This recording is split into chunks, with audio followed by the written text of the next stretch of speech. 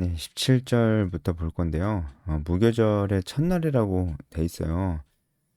일단은 이게 조금 이제 시기적으로 우리가 이해하기 좀 복잡하기 때문에 좀 차근차근 한번 설명드리겠습니다. 이때가 고난주간에 이제 언제인지 좀 우리가 좀 살펴볼 필요가 있는데, 어, 결론부터 말하면 이때 그 이 이 그 이 무교절 첫날이라고 말하는 이때는 니산월 12일입니다. 14일이 유월절이에요. 그리고 13일에 예수님이 십자가에서 죽으셨습니다. 그러니까 예수님은 유월절 전날 죽으셨어요. 유월절 예비일에 죽으신 거죠. 그리고 어, 예수님께서 죽으시는 그날이 시작되는 그 시점에 예수님이 성만찬을 하셨습니다. 그리고 요거를 조금 좀 헷갈릴 수도 있는데 어, 그렇게 어렵지는 않습니다. 일단은 예수님께서 금요일에 죽으셨으니까 어, 이 무교절 첫날이라고 17절에 시작되는 이때는 이틀 전입니다. 그러니까 수요일이죠. 수요일 우리가 이제 계속해서 예수님이 고난주간 화요일에 여러 가지 이제 말씀을 하셨던 것들을 보았는데 이제 하루 지난 거예요. 그래서 수요일에 이제 가서 이제 어, 성만찬할 그 만찬할 곳을 그 가서 이제 그 얘기해라. 18절에 어 6월절을 내 집에서 지키겠다. 그러니까 하시더라. 이 얘기를 다 이제 수요일에 하셨던 거예요. 이걸 이제 무교절 첫날이라고 이렇게 이제 한 겁니다. 이때는 이제 무교절과 유교절을 좀 통틀어서 얘기를 했어요. 굳이 막 엄격하게 구분해서 이것을 얘기하지는 않았습니다. 그런데 이제 엄밀히 따지자면은 6월절은 14일이고 6월절 후에 그 다음부터 7일 동안 무교절이 지켜졌어요. 그래서 6월절 다음에 무교절이 바로 이어서 있다 보니까 이 당시에 6월절과 무교절이란 말을 이렇게 딱히 구분하지 않아서 이렇게 썼다고 그렇게 이제 합니다. 어, 그래서 이제 보통 이제 6월절을 준비하는 그 6월절 바로 이틀 전에는 어, 집에서 누룩을 제거했다고 합니다.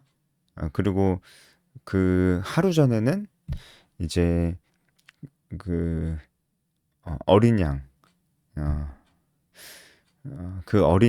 어린 양을 잡고 이제 그 예비를 했다고 합니다. 좀 헷갈리죠? 이게 뭐 그렇게 중요한가 싶습니다. 아마 저도 그렇게 중요한가 싶지만 그래도 자 알아두면은 조금 더 이 아주 중요한 상황이잖아요. 우리가 좀 좋을 것 같아요. 그래서 좀 자세히 설명을 해드렸고 어쨌든 예수님 죽으시기 이틀 전이라는 겁니다. 17절이 이틀 전에 이제 예수님이 성만찬을 할 그곳을 예비해 두셨고 18절에 예배를 해 두셨고 하지만 이제 음식이나 이런 것들은 제자들이 준비를 했겠죠. 그렇게 시작을 하고 이제 있는 겁니다. 음, 8절에 보면은 내 때가 가까이 왔다 이렇게 할 때 이 때가 카이로스입니다. 여러분 카이로스 많이 들어보셨죠? 헬라어에서 시간을 가리키는 명사가 두 가지가 있는데 크로노스와 카이로스입니다. 크로노스는 그냥 어, 이게 계속 단순히 계속적으로 이어지는 어떤 시간을 얘기하는데요. 이 카이로스는 말 그대로 이 때다. 이 그 정확한 어떤 그런 때를 말하는데 특별히 하나님의 어떤 그 경륜 가운데 나타나는 하나님의 때를 나타내는 경우로 이제 구약성경에도 그렇게 좀 쓰였습니다. 구약성경의 어떤 그 표현을 지금 카이로스는 헬라어니까 헬라어로 이제 옮겨온 것이죠. 어쨌든 카이로스가 쓰였다. 내 때라고 할 때 이제 카이로스가 쓰였어요.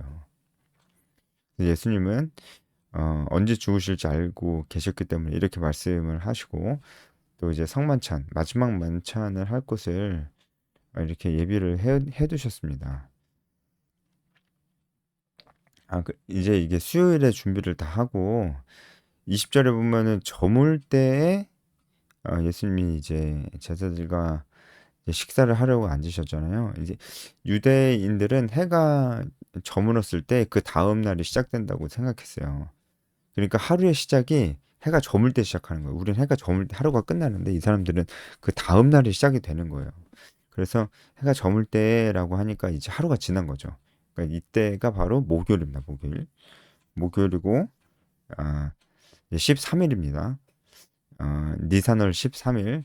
이 13일에 예수님이 13일을 시작하자마자 성만찬을 하시고 그날 그 새벽에 잡히시고 어, 그날 오후에 이제 죽으시는 거예요. 이제 그래서 예수님께서 죽으시는 날이 이제 시작된 겁니다. 그 시작을 12제자와 함께 앉으셔서 최후의 만찬으로 어, 하신 것입니다. 어, 근데 이 만찬은 이제 6월절 만찬인데요. 6월절 만찬 때는 보통 그 6월절을 상징하는 어린 양을 미리 준비해서 잡아서 어린 양을 으로 식사를 했다고 합니다. 양고기 식사를 했다고 하는데 지금 예수님께서 제자들과 만찬하시는 이 자리에는 그 어린 양의 고기가 이제 없는 것으로 봅니다. 학자들이 이제 그렇게 보고 있는데 그 이유는 예수님 자신이 6월절에 어린 양으로 죽으실 것이기 때문에 그것을 이제 보여주시는 그런 의미도 좀 있습니다. 네. 그리고 예수님께서 충격적인 말을 하시죠. 너희 중에 한 사람이 나를 팔 것이다. 아주 충격적인 얘기를 하셔서 22절에 제자들이 몹시 근심했다고 해요. 근심한 것은 슬픔에 빠졌다는 거거든요. 아주 깊은 슬픔에 빠졌다라고 하는 거예요.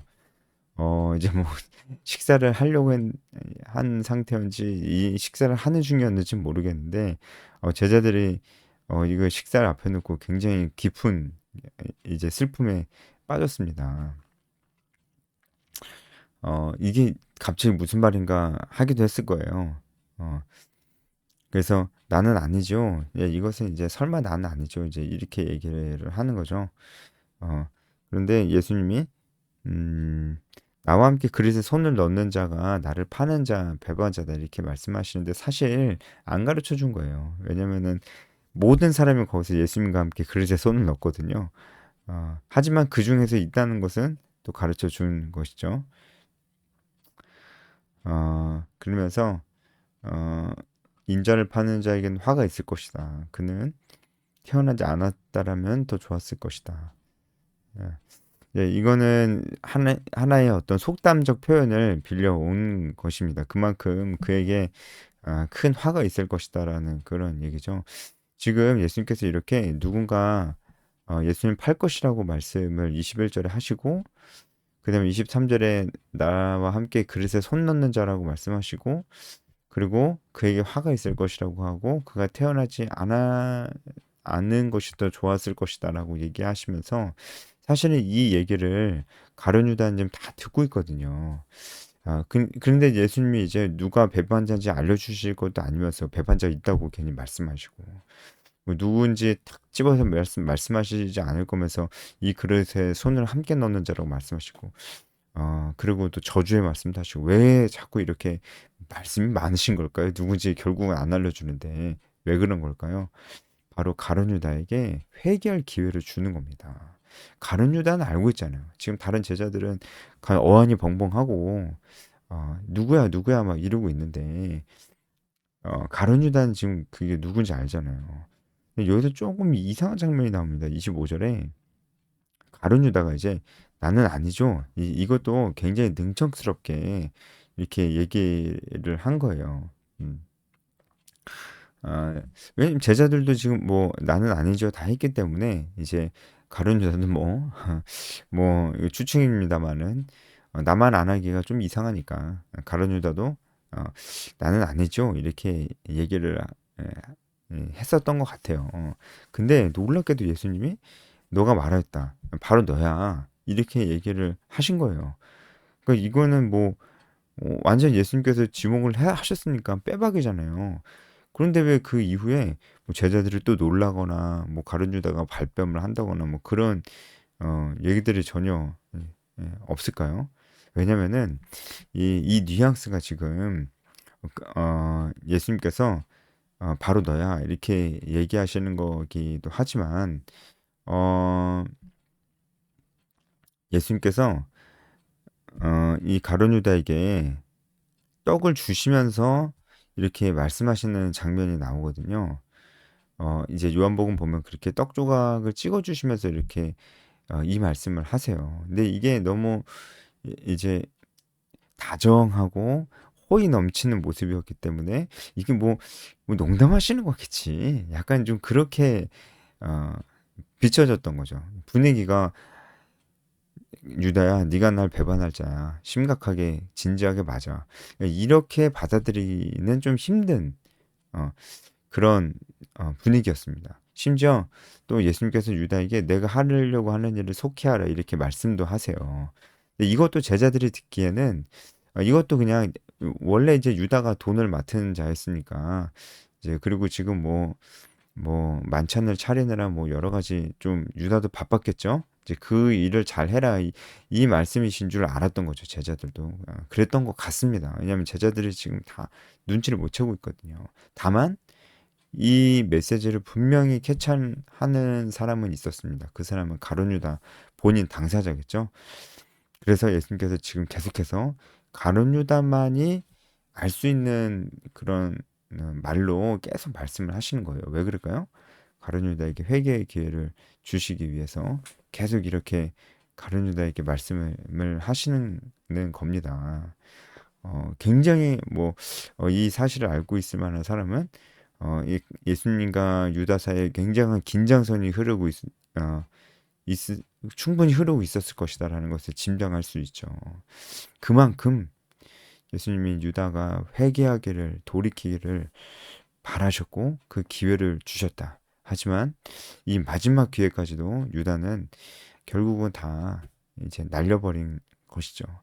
하나님께서 지금도 우리에게 회개할 기회를 계속 주십니다. 회개할 것, 회개할 것을 감추지 말고 우리도 하나님께서 기회를 주셨을 때 정말 우리를 이미 용서하신 하나님 앞에 나아가서 회개하는 것이 맞다 생각합니다. 오늘 여기까지 하겠습니다.